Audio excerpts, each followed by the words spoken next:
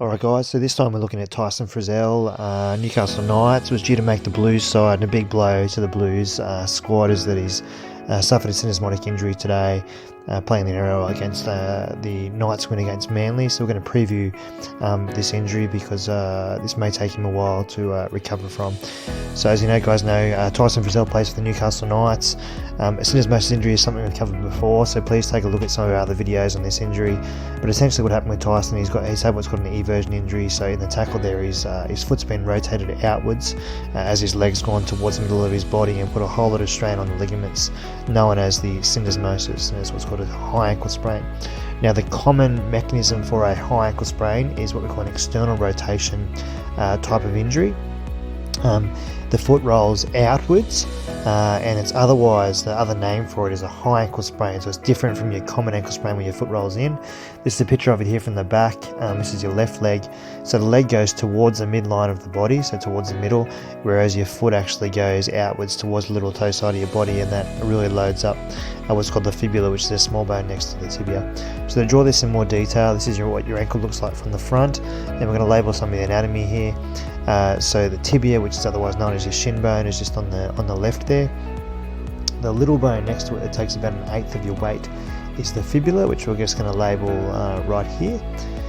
In terms of the other bones that make up your ankle, so there's the heel bone that sits below your ankle joint. It's otherwise known as the calcaneus.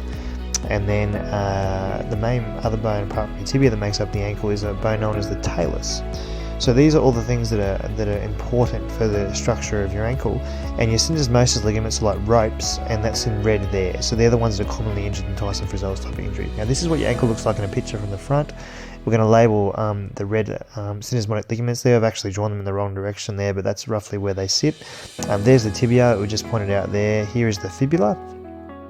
This bone here is the talus, as we saw in the diagram on the left, and the bottom one there is roughly where your heel bone would sit if you're looking from the front.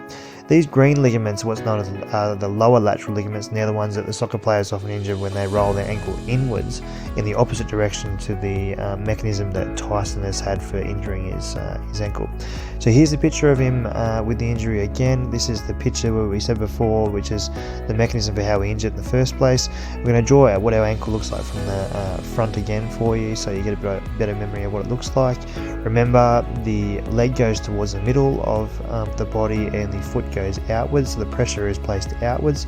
And so what happens, we're going to draw a diagram for you here, but basically in the ankle, the talus bones, that square bone moves towards the fibula, pushes the fibula away, breaks those syndesmosis ligaments. Once again, I've drawn them in the wrong direction, but the syndesmosis, those ones in red, they break, and that's what causes the problem. And there's an increased gap between the fibula, which is a small bone, and the tibia, which is the shin bone. Now these injuries can be graded, so what that means is we basically look at how bad they are, and that'll determine when Tyson will be back and whether he needs surgery. So here we are, just to remind you once again that those red syndesmotic ligaments, but we're going to imagine that we've cut the ankle off at that level, and we're now looking at it from the bottom, and what we see is a small circle, which is the fibula, and a bigger circle, which is the tibia, or your shin bone. And those syndesmotic ligaments, they're not actually just one ligament, they're three ligaments. The front one's known as the AITFL, the middle one's known as the IOL in blue there, and the green one is the PITFL, which is at the back. And basically how many of these you go through determines the grade. So a grade 1 means that you go through just the front, that's the ligament in red, and usually you don't need surgery for that. It might take him 5, 6, 8 weeks to get back, but he hopefully won't need surgery. The UEFA soccer players, even with all the physios they've got around, they take a minimum of about 5 weeks off.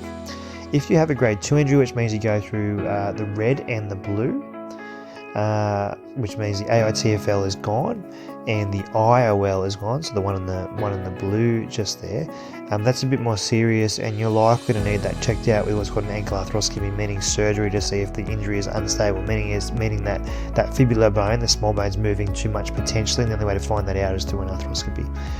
The grade 3 injuries are even worse. They take a lot longer to recover from, and that means you go through the AITFL, which is the one in red at the front, you go through the one in blue, which is the IOL, and also you go through the one at the back, which is the one in green, which is what's known as the PITFL.